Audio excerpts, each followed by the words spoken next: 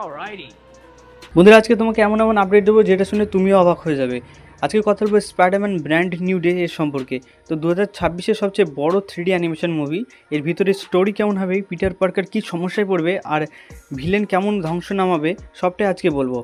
No way home শেষে দুনিয়া কিন্তু স্পাইডারম্যানকে ভুলে গেছে। স্পাইডারম্যান এখন একা নতুন জীবন শুরু করেছে, যে জীবনটা অনেক সিম্পল। কিন্তু 3D মুভির প্রথম 15 মিনিটেই দেখানো হয়েছে যে শহরের ভেতর তার নতুন স্ট্রাগল। একদিকে লোনলি লাইফ, অন্যদিকে নায়ক হিসাবে দায়বদ্ধতা। গুঞ্জন আছে এবার ভিলেন হবে 3 জন, কিন্তু প্রধান ভিলেন হবে একজন মাস্টার মাইন্ডার। চ্যাম্পিয়ন পিটারের পরিচয় ফাঁস করার চেষ্টা করবে, স্করপিয়ন শারীরিকভাবে সবচেয়ে বিপজ্জনক, আর টম স্টোন আন্ডারওয়ার্ল্ড কন্ট্রোল করবে। সাবওয়ে ফাইট 3D অ্যানিমেশন হিসেবে সাবওয়ে ফাইট দেখা যাবে, বৃষ্টির মধ্যে রুপটপ ব্যাটেল দেখা যাবে, আর পিওভি শট থাকবে যেখানে দর্শকদের স্পাইডারম্যানের ওয়েব ছুটছে সেই দৃশ্য ভালোভাবে ফিল করতে পারবে। নতুন দিনে পিটার আর এমজি একে অপরকে চিনে না, কারণ এমজি অনেক আগেই পিটারকে ভুলে গেছে।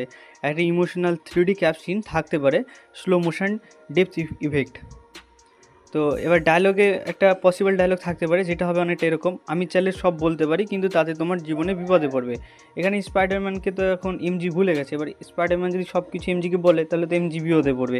এটা হয়তো ইমোশনালভাবে এটা দর্শকদের কাছে উপস্থাপন করবে। এই সিনেমায় পিটার নতুন শ্যুট পাবে, তার নতুন শ্যুট আরও ডার্ক ব্লু হবে, লাল গ্লোয়িং শেড হবে, 3D টেক্সচার আর দ্রুত ওয়েব শুটিং অ্যানিমেশন থাকবে।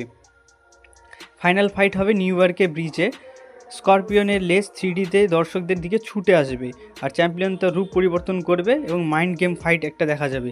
পিটার প্রায় মারা যেতে পারে, কিন্তু মারা যাবে না, এরকম অবস্থা ক্রিয়েট হবে। পিটার এমজিকে দেখে মনে পড়ে যায়, পিটারকে দেখে এমজির আগের কথা মনে পড়ে যায়, কিন্তু তার প্রতি একটা আননোন ইমোশন পুল অনুভব হবে। যেহেতু এমজি পুরোপুরিভাবে পিটারকে চেনে না, তখন সেই মুহূর্তে একটা এরকম একটা ভাব সৃষ্টি হবে। তো পিটারের জীবন নতুনভাবে শুরু হবে কিন্তু এই ব্র্যান্ড নিউ ডে। আর এটা কিন্তু পুরো নতুন একটা কাহিনী শুরু করবে, কারণ এটা আগে বলেছে এটা একটা ফ্রেশ মুভি হতে যাচ্ছে।